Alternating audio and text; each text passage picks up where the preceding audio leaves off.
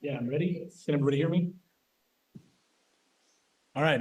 My name is AJ Leeds. I'm the travel security manager for UC Davis. Most of you probably have not heard of a travel security manager, and that's because none of the other UC university campuses have a travel security manager.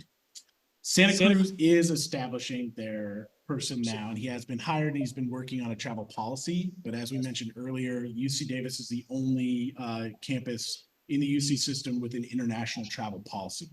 To give some background on my role and how that came about, I've been working in crisis and emergency management for nearly 2 decades.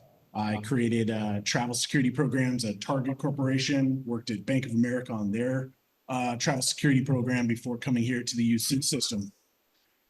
In 2016, we had 2 researchers in Ethiopia.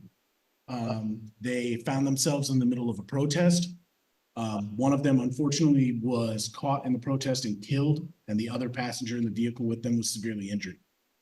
At the end of that review process, UC Davis had 2 recommendations from leadership. 1, the hire of a travel security manager, and 2, the development of an international travel policy that would require all travelers to register their trips so that we would understand where all of our travelers were at any given time and be able to provide them effective security information while they were traveling internationally.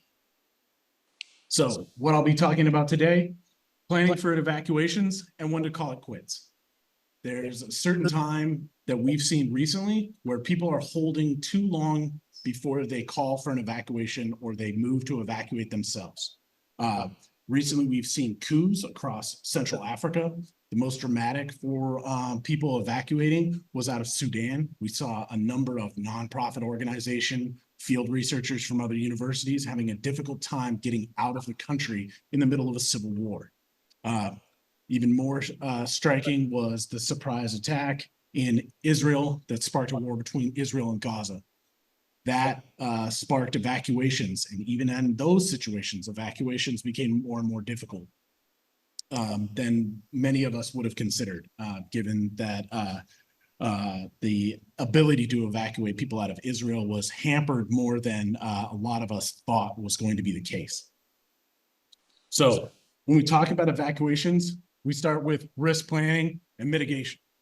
Prevention should always be the focus during planning. The idea is that we will put together a plan so you don't need an evacuation. This covers medical evacuation. This covers physical risk evacuation, personal injury. We're thinking about all of those things. And the idea is to set up a plan and perform our plan and our risk mitigations in a way so you avoid an injury, you avoid an illness, you avoid getting caught in the middle of a dangerous situation like a civil conflict. This goes to establishing good safety protocols, setting up safety classes before the team departs, establishing communication protocols. Communication protocols are obviously one of the most important parts of an evacuation plan, because if I don't know that you need to get evacuated, I can't help evacuate you. Understanding where the resources will be coming from in an emergency. I bring that up because in international situations, especially in remote areas, those evacuation points can be hours or days. I know we have researchers that have done work in Antarctica. Antarctic medical evacuations can take up to 2 weeks in some cases, depending on weather conditions, depending on conditions in the area. When we're talking about field work in remote overseas locations, we can be talking 18 hours before I can get you to a hospital.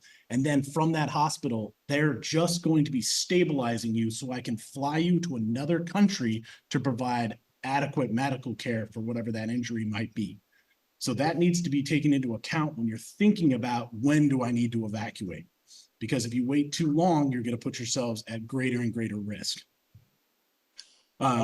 Take risk mitigation steps during the entire trip. I think that's one of the things that we've been talking about through the entire last presentation. What are the risk mitigation steps that we need to be taking, and how do we make sure that they're being enforced and acted upon during the entirety of the trip? Now, the one thing I will note is my area is one small piece of this overall planning and risk mitigation process.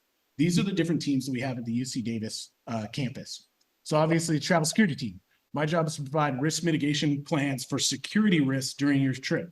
My job is to get you from Davis to your field location safely. Make sure that there are no security issues or security incidents that might be impacting you during your trip, and then getting you back from your field location back to Davis's campus. Then what takes over is the bottom one, UC Davis Field Research Safety. Their job is helping you come up with those field safety plans, planning out those trainings, doing the other things that you need to do to set up what you need to do while you're in the field. And then we have 2 additional programs at UC Davis. I don't know if the travel medicine program is available at other campuses, but at UC Davis, we do have a travel medicine band. If you are being paid or supported by the university, you can visit travel medicine. Travel medicine offers free immunizations, any kind of medical prophylactics that you need during your trip, malaria pills, anything that might come up that you need when you're traveling to some of these destinations, they can help you prepare for, including detailed health reports and how you can maintain something like your own personal medications. And in some cases, understanding what medications are approved in certain international countries and which ones aren't. So understanding what medications you're going to be able to have access to, what medications you might not have access to, and what medications you can or can't bring into the country. Lastly, we have the UC Davis Office of Research. Most importantly, export and import control. Obviously, if you're taking any kind of equipment with you, we can pass through import-export control to make sure that those items are going to make it safely into the country for you guys to continue on your research. And last, support for countries that are under US sanction and making sure that you understand what those sanctions are and how they might impact your trip. So I'll go run through an example first on pre-trip planning that we took for Nigeria. This is the security risk assessment for the country of Nigeria. In this case, you have green locations, which are travel advice necessary, but relatively safe to travel in those locations. The orange areas up that level of security concern, and then the red areas are areas that governments are advising against travel. They're too unstable, they're too high conflict for travelers to go to. So governments are often recommending people don't go to those. In this case, these red locations, you will not see US, UK, or other embassies traveling in these regions. They will have their embassy staff banned from traveling to these regions because they are unsafe at this time. So what was the trip? Trip was in partnership with 2 other universities. This made it a unique case because the field safety plan was actually being built and designed by another university that our university travelers were partnering with. So then there was a conversation of making sure that that field safety plan didn't match the requirements that we have at UC Davis. And this was an area that was missed the first time around when they went overseas. They had a field safety plan. I didn't think to loop in, the field safety team. So that was an area that we talked through and we're like, okay, we can do better next time. We can make sure that those are matching up. The trip was for a bat sample collection in Wula, Nigeria. That's in the eastern part of the country in a wildlife sanctuary. Once in the park, made even more difficult, they have radio contact at a central location. So what happens is once you get into the wildlife park, you check in at a central location, they provide you radios, and then they're the central point of communication and check-in while you're doing your field research, which meant our communication plan was much different than I would say a majority of our communications plans are. In this case, the field researchers went into the field, they were checking in daily. So at the start of their day, they would check in with field station. Field station then had another person who was sending an email to the 3 universities back in the United States that these people had checked in going out to field work. They checked in at night, we got another email checking in at night. If they missed their check-in, the first hour of a missed check-in, I send an email back to that center point. In that hour, I'm thinking someone forgot to send the email. I'll send a check. At 2 hours, it's a call directly to the checkpoint there and an attempted call to the field team. At 6 hours, then I have to move to US Embassy, security teams, local law enforcement, whatever else I might need to get eyes on or a person to the station that can confirm whether or not my team in the field is actually safe. And that's the communication protocol that we had set up. One faculty member and one graduate student on this particular trip. I had individual meetings with both of these individuals to discuss their personal risk tolerance and their personal risks that they wanted to discuss for this trip so that we could go over those separately. And then I met with both them and eventually it was escalated because it was high risk to the dean of the department. So the dean of the department also understood what their faculty member and graduate student were doing and what risks they were going to be taking. The team would arrive in Lagos, met at the airport by members of their local team. This team provides the local support, logistical support, and language support needed for this team to operate in Nigeria. And then the team flies from Lagos to Calabar, which is several hours south of the destination location, which then they'd be driving into Wula, and from there on to the destination. So what went into the risk mitigation plan? Setting up communication check-in plan. That was one of our first things that we did. So they checked in each step of the trip, and then daily once they were in the national park collecting samples. We went over risk mitigation planning for violent crime, kidnapping. You'll notice a map in the top right. Those were all of the international kidnappings that took place in the Calabar area within 60 days of the trip. That was provided to me by the regional security officer in Lagos in Nigeria, so that the faculty member and the graduate student knew what the kidnapping risk was when they were traveling to this area. We also had concerns about terrorism and civil unrest. The eastern parts of the country are unstable right now, and they're moving towards independence. There was also a national election upcoming right around the time that this trip would be taking place. There were serious concerns there about instability in this particular area.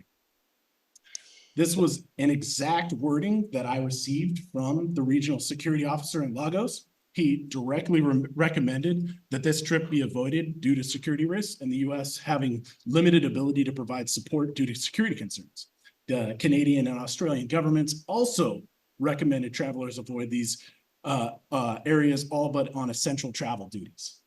That decision was weighed when we made the decision on whether or not we felt that with a proper security plan, with a valid field safety plan, and the direct local support that we were going to have during this trip, that we could mitigate those risks. That does not mean that those risks were nothing. These were serious concerns and these were serious risks.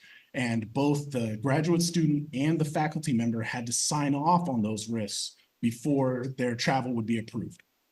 So they had a full detailed briefing. They were told of these recommendations, and then they made personal decisions on whether or not they were going to go to this location. The other thing that I was talking about earlier was where will help be coming from? So for a security incident, as you can see where the Cross Rivers marcation up there, that is roughly the area of where the national park is. Directly south of that on the border of the country, you can see Calabar. Calabar is the nearest medical facility to that location. It's 9 hours for me to get medical staff to you from Calabar, another 8 hours back to Calabar to the hospital if you required medical treatment. The Calabar hospital does not meet international standards for any kind of major injury. So if you then sustained a major injury, you would go to Calabar after 16 hours of traveling with that injury and waiting to be rescued and picked up. Then you would have to fly from Calabar out of the country to then receive medical treatment. So this all has to be taken into consideration when you're trying to make those decisions on when to evacuate someone for any kind of medical issue. As you can see at the south here, you have Port Harcourt.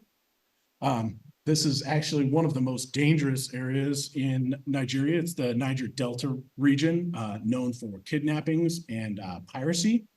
But it is also where our international security team is located. So if there is a security incident, my team will be deploying from Port Harcourt.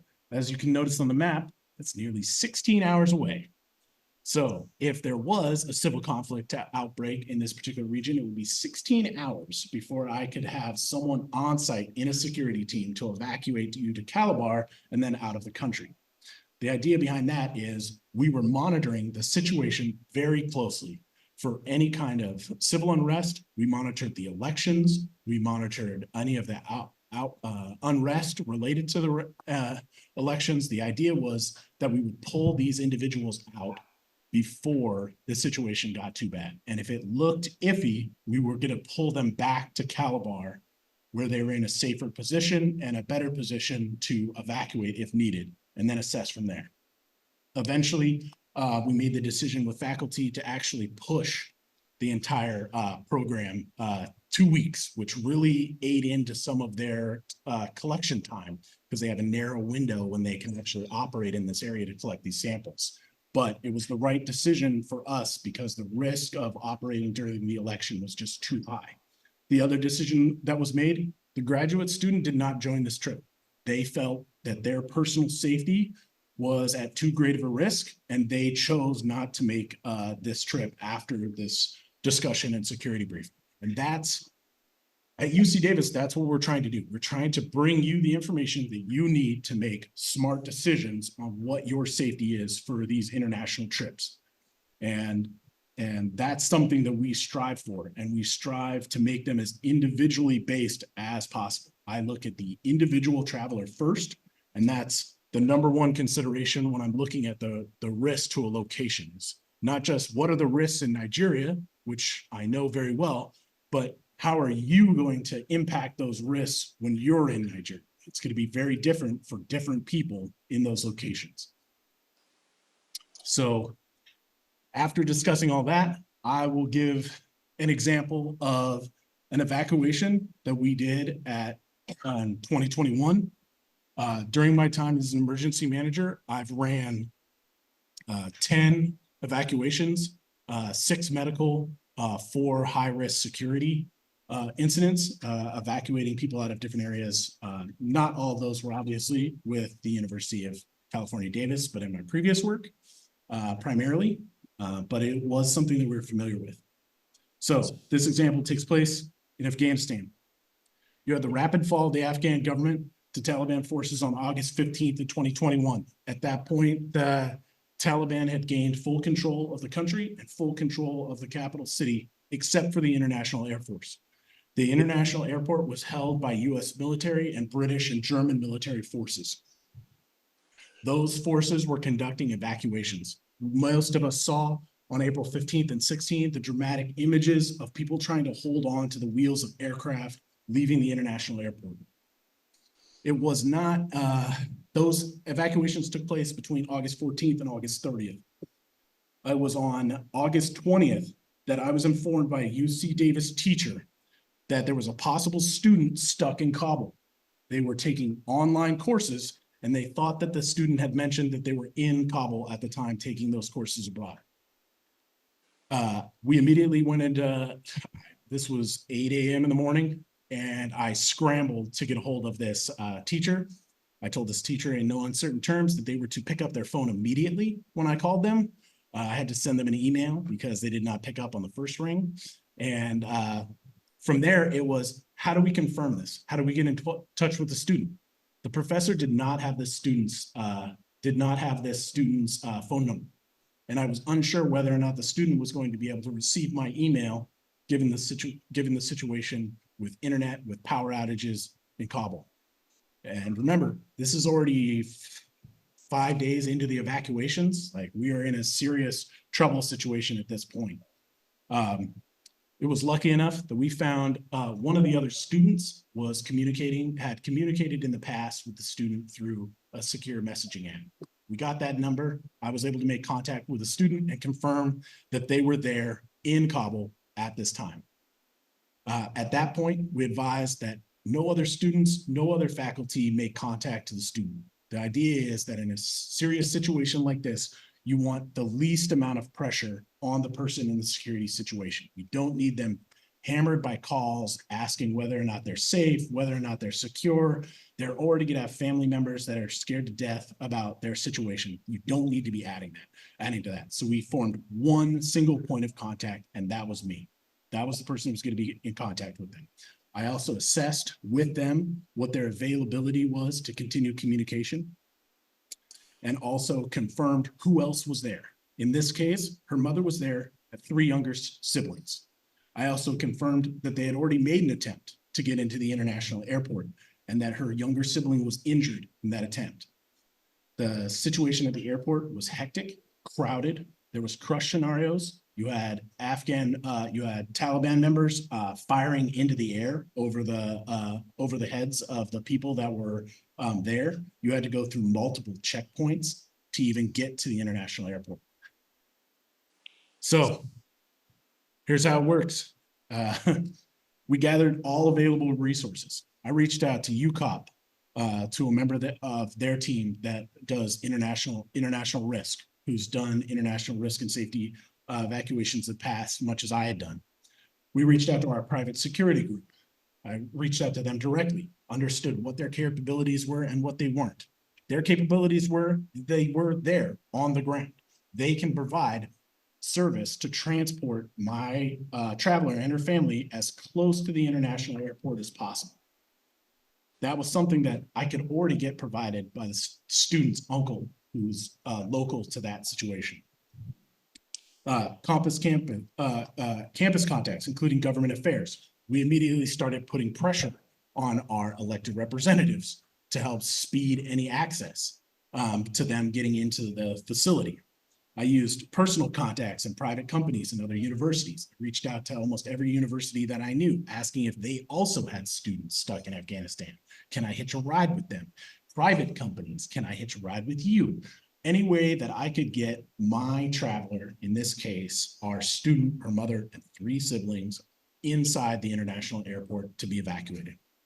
I used my own personal contacts inside the police force in Baluchistan in Pakistan. I reached out to Pakistani intelligence to give me information on what they knew about the Taliban movements and what was going on in Afghanistan. We even reached out to military contacts. Anybody that we thought we could contact inside that base, we contacted. And we tried to get contacts of people that were in the base that could individually identify our travelers and get them inside the facility. Used US State Department, back and forth with representatives from the US State Department on multiple occasions throughout the incident. And all options were considered to get the student and her family out of the airport. We considered negotiating with the Afghan government. We considered bringing in, we actually considered mercenaries at one point, understanding that we could bring in mercenaries from another country to helicopter in and evacuate groups of people. We were already working on those options. So everything was on the table for how we were going to move this person out. Risk concerns. Obviously, the situation at the airport was dangerous. Risk of terror attacks was very high. We had the risk of traveling through Taliban checkpoints. We had no idea at that time how the Taliban was treating US nationals, whether or not they were being harassed, whether or not they were being arrested, whether or not they were being blocked from getting into the international airport. We had no good information on those questions. We had the possibility of losing communication due to power outages, due to loss of internet connection. We had the risk of traveling overland to Pakistan. We knew that it was not guaranteed that we were going to get this individual into the international airport.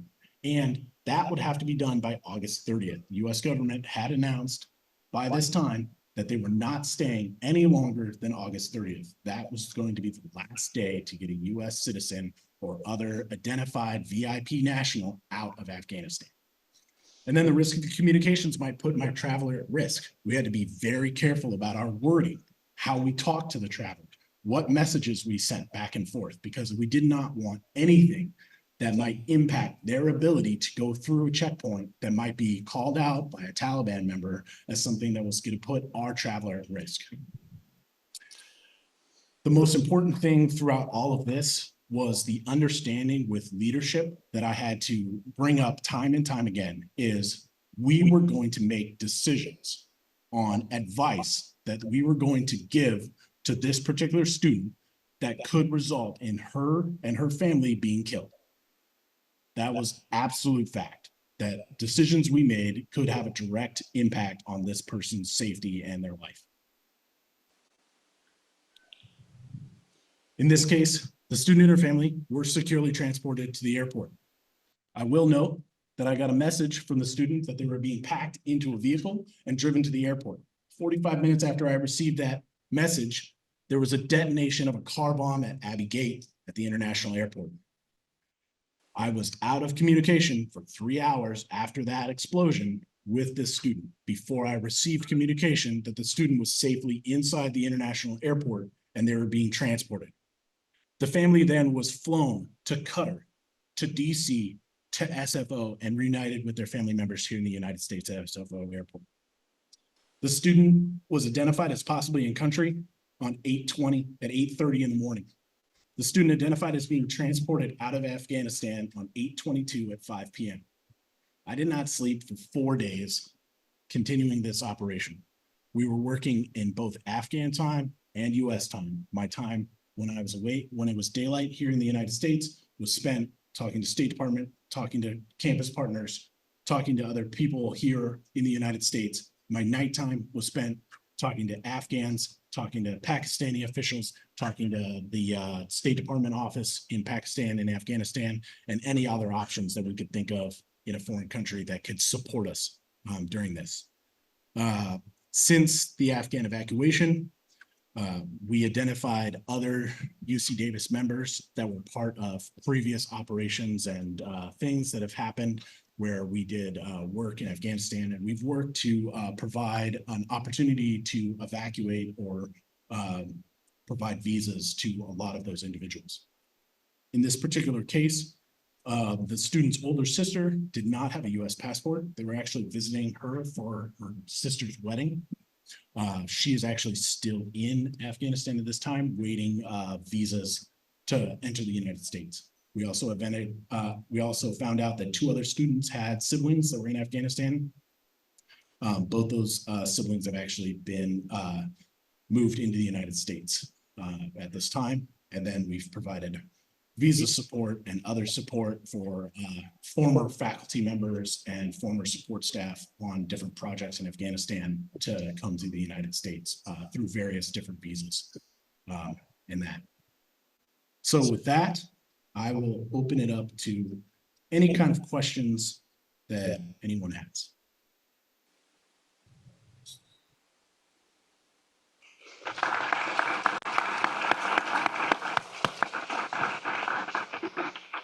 I got a question.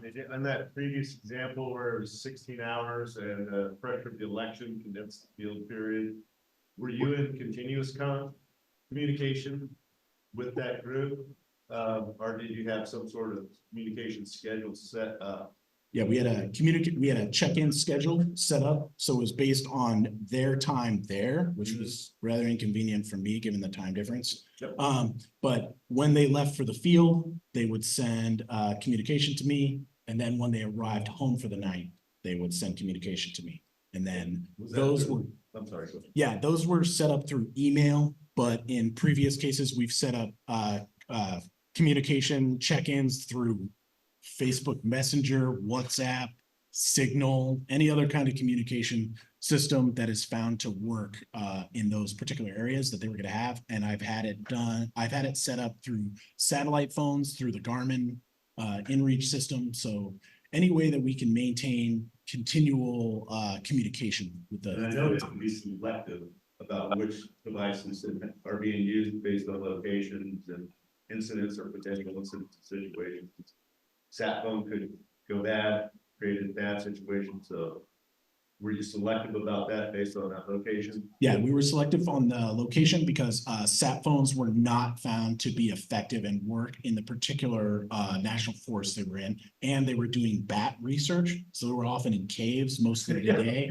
So the communication with the radios designated for the park and then having someone at a central location there was the best way to set that up. But it is assessed based on the location that the person's traveling.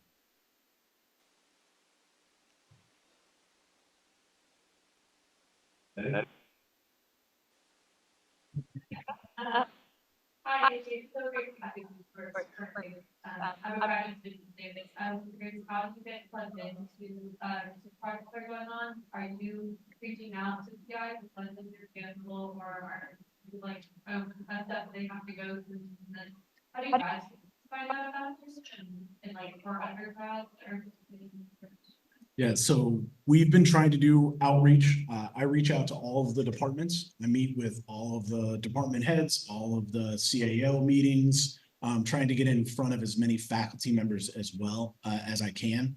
But then I'm also connected in a two-way connection with both the Office of Research and Field Safety. So if you go to Heather and say, I'm doing field safety, and you tell her that you're going international, she's going to bring me in. And if I find out you're traveling international, because under UC Davis policy, all international trips outside the United States have to be registered. And I get notification of all of those trips. So as soon as I see one that I feel is into a high risk destination, then I'm going to reach out to you individually and say, hey, look, you're going to a high risk destination. I need some more information. And then based on that information, I determine whether or not I need to bring in field safety, or if it's, just like you're going to a conference, but it's in a high risk destination, then we'll walk through it without field safety. And so it just depends on the situation. But it is something that if I can get in front of more groups, and there's groups on UC Davis that want me to present, want me to get in front of them, I'm more than willing to do that. If it's one of those things, and I'm inside global affairs. And so I'm pretty available to talk to any group. Travel security is something that I've been doing nonstop for almost 20 years now. And so it's something that I'm deeply passionate about. And we provide more and more resources all the time. On the Global Affairs website, we just set up for LGBTQ individuals travel risk assessments for traveling internationally. And I've been partnering with our LGBTQ resource center, and actually finally had my first couple of referrals from the resource center into me for people that were traveling internationally, trying to make decisions based on their sexual orientation. I also provide support on Gender X passports. Gender X passports just came into play. Understanding which countries accept a Gender X passport, which areas it might be complicated to enter Gender X passport, but there's also countries that you will automatically be deported if you have a Gender X passport. And there's other countries where you will automatically be detained and arrested if you show up with a Gender X passport. So these are all areas that I support. And I've also been working with the immigration services team to build out support for undocumented travelers as well, making sure that we're building out full support for undocumented travelers as well, traveling internationally.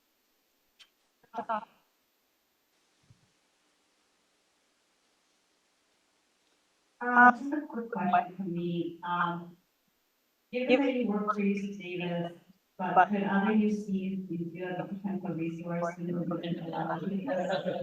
So it's technically outside of my scope, but I do support as many trips as I can. Even at UC Davis, I will support personal trips. If you're going to Mexico on a vacation and you're like, hey, should I go to this area in Mexico or to this area? Like, we can have that conversation. I'll tell them, I was like, I can't provide you as many resources, and I obviously can't support you if an incident happens. But if you want to talk about how to be safe when you're traveling overseas, my mandate is to ensure that UC Davis personnel travel abroad and come back safely. And for me, that extends even into personal trips. I can't dedicate as much time or energy to it, but I want to make sure you come back safe. And I understand that other universities in the system do not have the travel security personnel and support, or even the expertise that I can provide at UC Davis. So I've been trying to support as much as I can, especially on high risk destination travel. And I've supported UCLA trips in the past to high risk destination. Yeah. Say that. We got another question over here. I'm good, thanks. You mentioned, like some of the support for going to different places with like different kinds of passports. What about domestic travel in places that are really unsafe within the United States? So the international travel policy only extends to international travel, but I am willing to extend those services domestically. I often have to do that for international students and scholars traveling inside the United States. I get those questions a lot. I don't get them as much from domestic nationals asking about locations in the United States, but I do get them and I have supported them in the past. But like I said, in most of those cases, it's international students or scholars that don't necessarily understand the areas that they're traveling to and ask some of those travel security questions. I received when I was working at Target Corporation. Target has an office in India of about 25,000 individuals. We had a lot of Indian nationals coming to the United States. We had an incident where someone shot an Indian national in a bar in Kansas, and suddenly I was flooded with requests from Indian travelers whether or not it was safe to travel in the United States.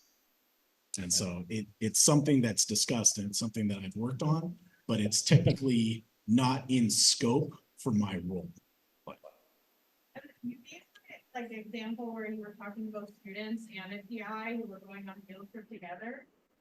What kind of oversight is there for either students or other junior staff being able to actually say no to what feels unsafe? Are they given any options with a mediator? Because I can imagine there are situations where PIs basically say like, better get off the pot, you're coming with me if I think it's okay. Yeah, so in our case, the security review is done by myself. So the PI doesn't really have the ability to override myself. In these cases, they can appeal. There's an appeal process. But if I say that this is not a safe trip and I don't think the mitigation steps are going to be taken or going to work, then I can cancel a trip myself. But in addition to that, if the individual discusses certain risks that they have, their risk profile then changes. And it's much similar to the one we had in Nigeria. PI was determined that this was safe enough for them to travel to. The other individual determined it wasn't. And because those communications and briefings were mediated by myself, basically, where I was presenting to the chair and the dean of the department, there wasn't as much pressure brought down on that graduate student because the dean and the head of department understood the risks from me. So they weren't getting any kind of skewed data or anything like that from a PAI that wants to protect their particular project. This was outside of the project. This is the security situation in the area. These are the risks. These are the mitigations. These are what we can't mitigate. And then the determination was made. And so it does give that kind of power imbalance, a little bit of mediation, a little bit of separation, because my job isn't to mediate how important your research project is, how it's simply to look at the security situation on the ground, make a determination on whether or not we can mitigate the risks enough for you personally to be safe going to that location. And that can vary person to person. Like nobody in this building abuse it force anybody else. Anything that you don't feel like it's safe. I know, I understand legally we can't, but I think that happens a lot. It's just that most people don't understand, and most students don't see that they have that power to say no. I know it's easier to then say, hey, but the HA said it's not safe, but you can always say it's not safe, and you have what? You have places to go to where you can complain and where you have rights, as you see. Not that you just like there and like the professor didn't do anything with you. There are rights. Yeah, but there's a difference between the letter of the law and people's experiences, and a lot of students don't necessarily have that power in reality. I would say at this point, I think that's why being able to mediate in those situations, my job is, and my job is to mediate what's safe, what's not, and whether or not we can get to a position where it is safe. And that's where my role can really kind of help kind of massage some of those more tricky issues where they have different levels of risk tolerance. And it's gone the other way where the dean doesn't think that the program is safe and wants the okay to say no. And they're looking to me to say, is this too risk? Can I tell these people that they can't go based on the risk? So I've seen it from every different angle where, the researcher that was being sent to the field didn't want to go because they didn't feel like it was safe. So they wanted me to tell them no. I've had deans want me to say no, so they weren't sending this high risk trip into the field. So I've seen it on a couple of different angles as well. Thank you. I'm flying to Old Sunday, so I need your cell number. First your research or your risk assessment of graduates or undergraduates and faculty. Do you look at the grants or the conditions of the grants or even things like student loans and if they might be affected by the class of a state efforts, some state I know for students who might not be able to get student loans if they're going to do work in a place that's not classified as safe. And that's the first question. The second is the risk assessment, or do you do risk assessment for study abroad type of courses, and is that a different phenomenon? So I'll start with study abroad because that's easier. I work directly with study abroad office. They're part of global affairs. I do risk assessments for all of their programs, especially new programs. So established programs where we have continual operations for dozens of years, we're reviewing the security situation on the ground. We're, especially during COVID, we were reviewing the health situation, we were reviewing the security situation and making those determinations on whether or not we were going to run those programs. And I was directly involved in making those decisions with the global affairs team that runs study abroad. On the other issue, my risk assessments are based on the security risks in the field. I take nothing else into consideration when looking at it. My job is to assess the risks and determine whether or not we can mitigate those risks to traveling safely. And that's my sole mandate, is really just to determine if we can get this as safe as we can to provide support, have support nearby, that we can approve this trip. My job in essence is to get to yes. My job is to figure out how you and I can work together to make your trip safe enough for you to go. If you want to do research in the mountains of Pakistan right now, hopefully we can figure out how to make that work. If not, I'm going to say, look, there's just no way to do this. Or I will offer you a cost that would be added on to your expenses to make it safer. Like if you want to do this, maybe you actually need armed security to do it. And that's going to turn off most researchers at that point. You're talking $1,000 a day or more.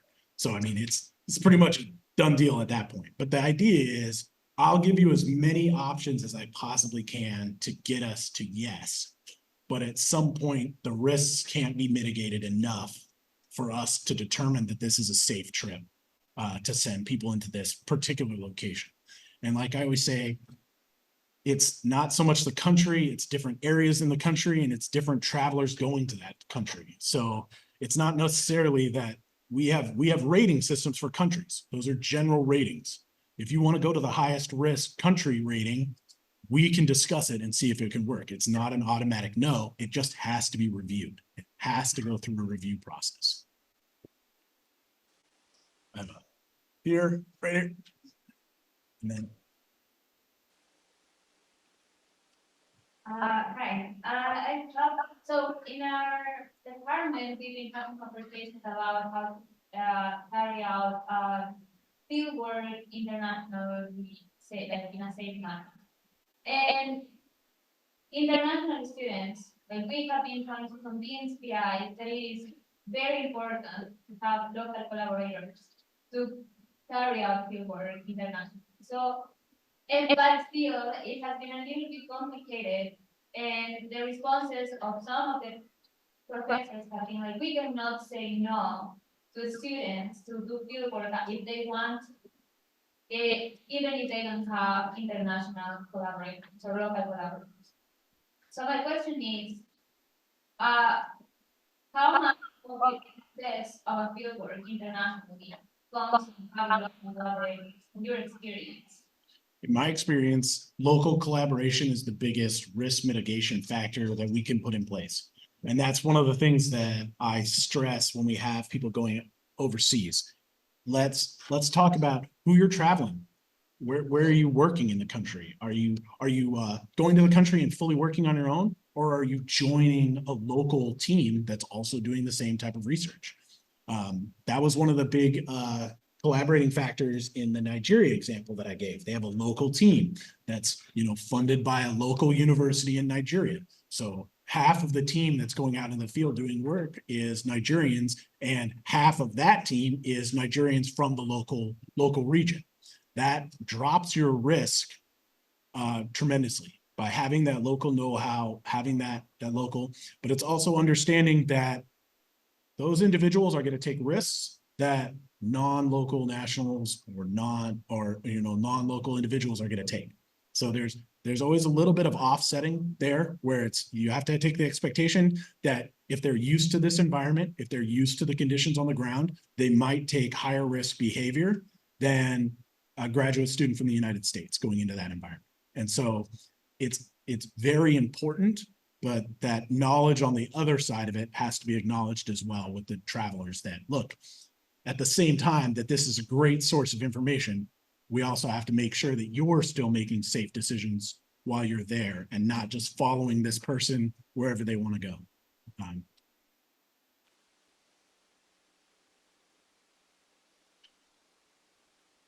Hi. I don't interact with a lot, like internationally, so I work with domestic, but I was a seasonal field tech for a long time. Where I wouldn't ever go to the university before I started a job, like I would meet them there and start. Do you offer like consultations for field techs that are going on these jobs, or are they kind of just like thrown in? So that is something that just came up recently, and we just had a conversation about vineyard workers working in Spain. And it was one of those questions that came up where it was like, hey, and what happened is this is about building this knowledge base across the university on what resources are available to them. It happened that the contract person who was supposed to sign the MOU with the vineyard said, hey, wait a minute, this is going to be an international trip. Let's rope in AJ. And I said, you're talking about guys using heavy equipment and working in the field? Maybe we'll bring in field safety on this as well. And so now we're doing those consultations, and those might not be fully assessed, but those are things that if you individually have questions about, bring into us, bring into field safety, and let us review it. Let us talk to it. Because in some cases, it might actually have to be brought back up to our contracts team to make sure that we have an MOU settled with the company that you're working with to make sure if there's an injury, we have workman's comp and things sorted out. And so we want to have all of those things squared away as much as possible. So if there is an injury, we can support that injury in a way that is going to have the least impact and least worry for you as a traveler. My job is to make it as smooth as possible as a traveler. I want you to be able to go and worry about what you're doing in the field and not have to worry about some of these other outside factors that might impact your trip. I don't want you to have to worry about if I get hurt, what am I going to do? How am I going to pay for my medical care? I want you to know that we've talked about this. We already discussed it, and I've already talked to our medical provider, and I know that the nearest hospital to where you're working already has a payment agreement with them. And so if you do have to go to the hospital, it's covered. We got that all sorted out so that you don't have to worry about that when you go. That's the idea. You have to worry about the things that you have to worry about with field safety and all the other things that you have to do on the site. I want to eliminate as many of those other worries as possible. Yeah.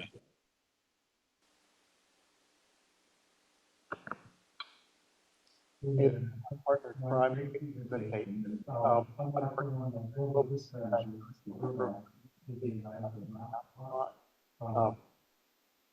So what you're, this isn't necessarily a field safety specific question. If you have people who travel abroad and specifically who die of their abroad, or severely injured and incapacitated. Been talking with colleagues of other schools about this recently, and wondering if you were to practice or girls who found involved, bring in estate planning conversations. I have not gone that far yet in my risk mitigation plan. I've not gone that far, and I have been Like Emory University is doing the work. Not here's another check. Box. I will say I have gone as far as reminding people that they need to update their emergency contact information when they go abroad and making sure that they have that all labeled out, because I become your default. Because if they can only get a hold of me, guess who they're going to be asking about your medical care? Like, you're going to show up at the hospital. They're only going to be able to identify me on your paperwork. That's who they're going to call. And I'm like, I don't really want to be making these decisions. Like, I'm going to be wanting to call your next of kin, your parents, whatever, to make these decisions. Like, this is not the position I want to be in. And I have to remind people to update that information, because literally, if I'm the last one holding the bag, I'm the one making the decisions. And it's not a position that I want to be in. You know, if it's a life-threatening situation. Yeah, right. We're gonna start including that in our risk profile in case anybody wants it. We had another question down here. I had two questions. One question, at the beginning you mentioned, collaboration with multiple universities. I think a lot of people do multi-institution projects. I'm wondering, is there anything that came out of that, or have just like a one unified field safety plan that can be used across UC or across institutions versus replicating the same safety plan? I know that that's something that we've definitely talked about, is streamlining the field safety plans so that the field safety plans are identical or similar enough that they can be used across the different UC systems. The safety plan generally, you know, they're fairly similar. I mean, in a lot of cases, it's a generalized template. Some of information is included in some that's not included in others. But it was a learning opportunity for me to make sure that even though they had a field safety plan, I didn't realize that that field safety plan didn't come from UC Davis, that it actually came from one of the other universities. So it was a reminder to me to make sure that I'm looping in field safety on some of these things to make sure that we're making sure that we have all that information kind of across all the different systems. Because what that means is when they went abroad, they had a communication plan with me, they had a safety plan for me. They didn't have a field safety plan attached back to the university. So then if one of my UC Davis members got hurt, that reporting structure was going to be very different than it would be if you were on a field safety plan for, you know, the UC Davis. Like, it's going to go through a very specific reporting structure, and that reporting structure was going to be very different if I'm getting it from our international provider for medical care, because then it's going to come in through me and it's going to just go through a different channel. Is there ever like a case where it's like safety plan? The idea, yeah, that would be that would be the idea, is that maybe we just ask for tweaks to the other partner's plan to make sure it covers the other things that we want at Davis, and then just making sure that we have that filed both with our field safety team and they have theirs as well, just so everybody's on the same page.